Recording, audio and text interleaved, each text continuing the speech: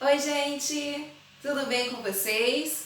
Eu sou a Conceição, eu sou mediadora de redação do PVS no Polo de Saquarema. Na videoaula de hoje eu vou falar com vocês um pouco sobre os conceitos iniciais de texto que vão ser muito importantes ao longo do nosso curso. Gostaria de aproveitar para convidar vocês a se cadastrarem lá no sistema, no SIS-PVS, que lá vocês vão ter acesso a vários materiais que vão auxiliar o estudo de vocês. Estarão disponíveis as apostilas das disciplinas. Além disso, a gente também está disponibilizando materiais adicionais sobre todas as disciplinas. Qualquer dúvida que surgir com relação a esse material ou mesmo com relação ao conteúdo da apostila, vocês podem entrar em contato com o mediador do polo de vocês para tirar esclarecimentos, para tirar dúvidas. Tudo bem?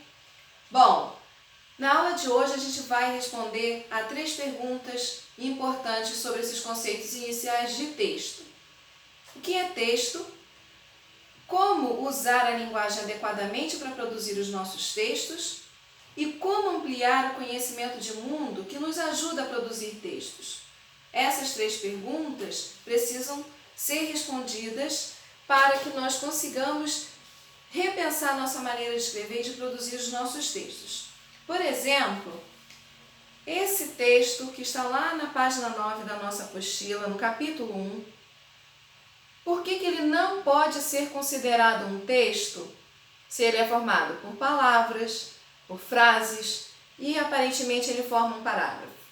Mas ele não é texto. O que nós precisamos considerar na hora de escrever a nossa redação para que ela se transforme num bom texto, né? A primeira coisa a considerar é o que é texto, qual é a definição de texto que responde a todos esses questionamentos. A definição de texto é simples. Texto é toda a unidade linguística e semântica de comunicação. Mas a gente precisa entender algumas das palavras-chave presentes nessa definição para conseguir seguir adiante. Texto é uma unidade, ou seja, significa que precisa haver uma relação entre as partes. As palavras, as frases e os parágrafos precisam formar um todo, precisam comunicar. Além disso, o texto é uma unidade linguística, ou seja, a gente precisa empregar uma linguagem específica. No nosso caso, é a língua portuguesa. E essa linguagem, ela vai garantir a coesão que o texto precisa ter. O texto também é uma unidade semântica, ou seja, ele precisa ter sentido. Nós temos o propósito de comunicar um conteúdo, então nosso texto precisa ser coerente para quem vai receber. E por fim, o texto é uma unidade de comunicação, ou seja, é necessário haver uma interlocução. É preciso haver quem fala ou escreve e quem vai ler ou ouvir. É preciso haver o locutor e o receptor, certo? Considerando essa definição de texto, então, a gente vai entender por que não é qualquer sequência de palavras, qualquer junção de frases ou qualquer bloco de texto, de palavras que vai formar um texto. É preciso que haja unidade, é preciso que haja coerência, coesão e é preciso comunicar. Bom, o processo de comunicação ele está constituído de alguns elementos importantes de serem considerados.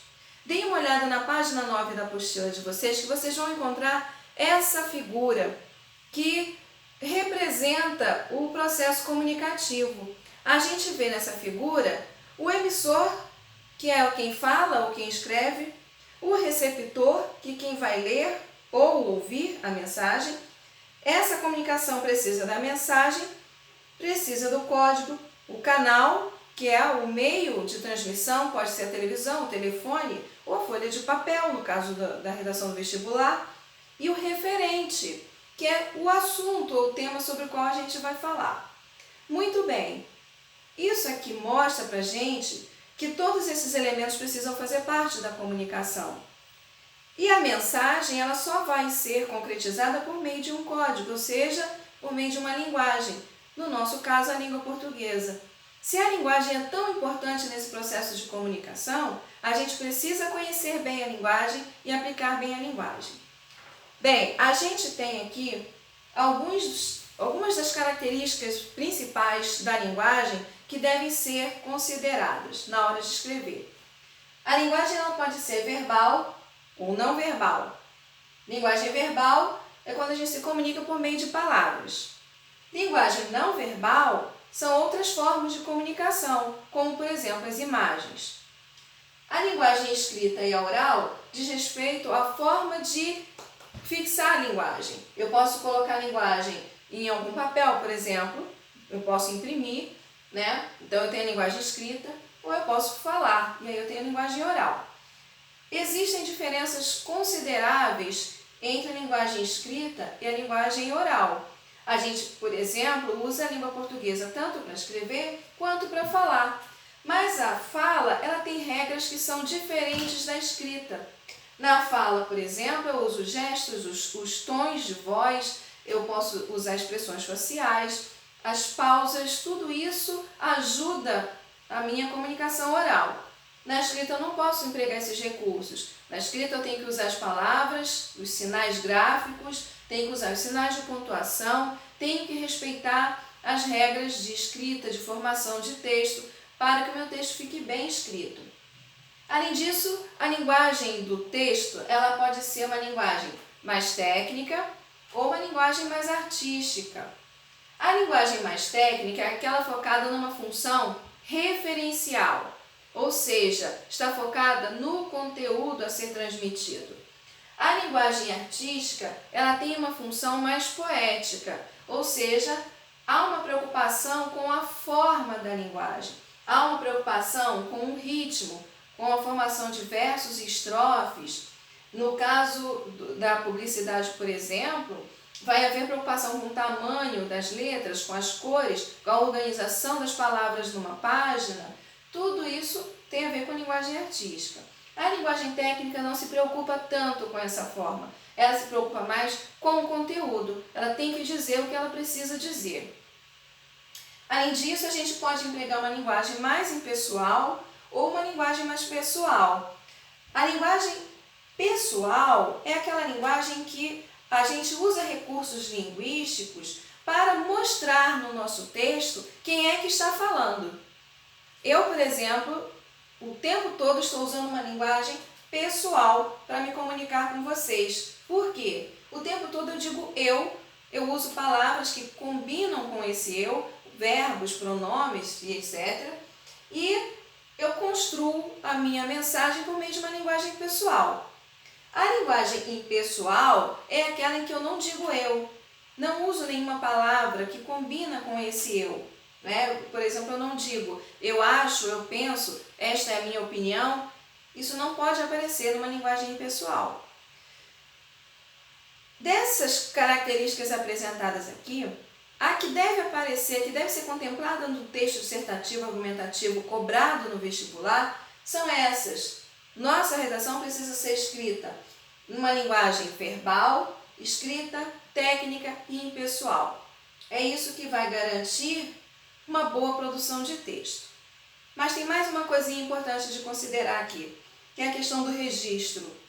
Como assim? Existe o registro, que é a forma que eu falo ou a forma que eu escrevo a linguagem. O registro ele pode ser mais formal ou menos informal. Isso vai depender da situação comunicativa em que eu estou participando. Se eu estiver conversando com amigos de maneira informal e despreocupada, eu posso empregar uma linguagem mais informal, usando uma linguagem coloquial, por exemplo. Se eu estiver numa situação mais formal de comunicação, como no caso da redação, eu preciso usar uma linguagem formal. Quando eu falo em linguagem formal, estou falando de linguagem culta. O que é a linguagem culta? É aquela linguagem que respeita as regras de escrita da língua portuguesa, que obedece às normas estabelecidas pela gramática, mas não é uma linguagem difícil e complicada. É uma linguagem simples, clara, direta e objetiva. Então, toda vez que a gente escreve uma redação de vestibular, a gente precisa se preocupar em escrever de maneira correta, mas é para escrever de maneira simples. Então não deve haver preocupação em escrever de maneira rebuscada. A linguagem da redação não é uma linguagem erudita, é uma linguagem em que a gente usa palavras que comunicam claramente o que a gente precisa. Evitem palavras difíceis, evitem palavras pouco usuais no dia a dia, porque isso pode acabar atrapalhando. Tudo bem? Bom, falamos aqui das principais características da linguagem que nós devemos considerar em nosso texto. Falta falar de algo que também é muito importante. A gente, quando escreve, como eu mostrei nessa imagem, a gente precisa ter, nesse processo de comunicação, está previsto que a gente também se preocupe com o referente. O referente é o assunto e o tema sobre o qual a gente vai escrever. Para a gente conseguir falar sobre esse assunto, sobre esse tema, a gente precisa ter algo que se chama conhecimento de mundo. Quanto maior for o nosso conhecimento de mundo, mais a gente vai ter o que falar. Quando a gente pega uma proposta de redação de vestibular, como no Enem, a gente vai ver que eles pedem coisas como repertório sociocultural produtivo. Pede para a gente escrever com base nos conhecimentos construídos ao longo de nossa formação. O que é isso? Conhecimento de mundo. Todos os vestibulares, em alguma medida, pedem que você mobilize o seu conhecimento de mundo na hora de escrever. A gente se transforma num escritor muito melhor quando a gente sabe sobre o que falar, como a gente sabe que informações empregar no nosso texto. Muito bem. Se é importante ampliar esse conhecimento de mundo, o que a gente pode fazer para isso? Se mantenham informados, assistam às notícias, leiam os jornais, conversem com pessoas mais experientes. Todo tipo de informação que vocês acumularam desde que nasceram até o momento é importante. Os filmes que vocês assistem, os livros que vocês leem, tudo pode fazer parte desse conhecimento de mundo. Existem diferentes conhecimentos de mundo. A história, a filosofia, as artes, as manifestações culturais, o cotidiano, com as notícias, com as estatísticas que são publicadas, o conhecimento sobre a sociedade, as leis, os estatutos, a Constituição, tudo isso pode ser usado como repertório sociocultural, como conhecimento de mundo. Então, estejam sempre atentos a isso. Mas eu queria fazer uma observação. Quando eu falo que é preciso ampliar o conhecimento de mundo, não é só ter contato com a informação. Muitas vezes a gente lê algo e logo esquece. A gente toma conhecimento da existência de algo e não funciona. É preciso que essas informações que chegam na gente, elas sejam refletidas, analisadas, pensadas. A gente deve pensar como que essas informações repercutem no nosso dia a dia, como elas influenciam a nossa sociedade, como que a história ajuda a explicar esses fatos. Ou seja, quando a gente pega a informação e questiona, e analisa, reflete e critica, aí a gente está ampliando o conhecimento de mundo. Tudo bem? Nossa aula está chegando ao fim. Eu espero que com essas informações eu tenha contribuído de alguma maneira para ajudar nos estudos de vocês. Qualquer dúvida adicional que vocês tenham sobre esse assunto, vocês podem consultar o mediador do polo de vocês. Acessem a apostila, leiam o capítulo 1, que lá tem tudo muito mais explicadinho, com muito mais detalhes. Nós temos exercícios que vocês podem fazer e tudo mais. Durante esse período de recesso, mantenham-se protegidos até que as nossas aulas comecem normalmente, tá bem? Bons estudos para vocês, até a próxima!